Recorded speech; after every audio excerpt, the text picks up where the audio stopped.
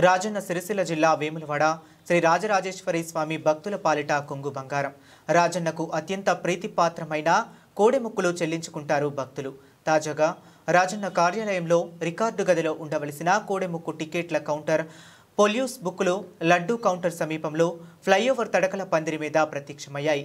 ఇటీవలే రాజన్న ఆలయంలో రికార్డులను తనిఖీలు చేసిన అధికారులు కొడెముక్కుల టికెట్ల పట్ల నిర్లక్ష్యంగా వ్యవహరిస్తున్నారని పలువురు ఆవేదన వ్యక్తం చేస్తున్నారు.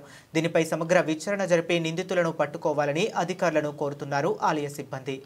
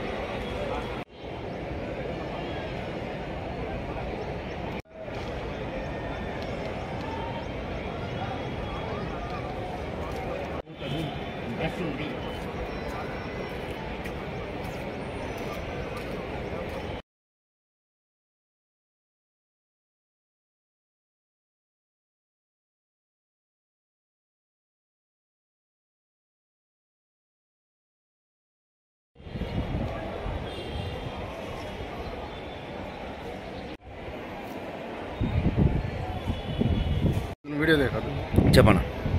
దక్షిణ కాశీ అయిన వేములవాడ రాజన్న క్షేత్రంలో రాజన్నకు ఇష్టమైన కోడె మొక్కుల పట్ల కోడె రసీదుల పట్ల అధికారులు చిన్న చూపు ఇస్తారు. ఈ కోడె టికెట్లు ఇచ్చిన తర్వాత భక్తులకు ఇచ్చిన తర్వాత ఈ రసీదు బుక్లు చిత్తబుట్లో వాడేసారు.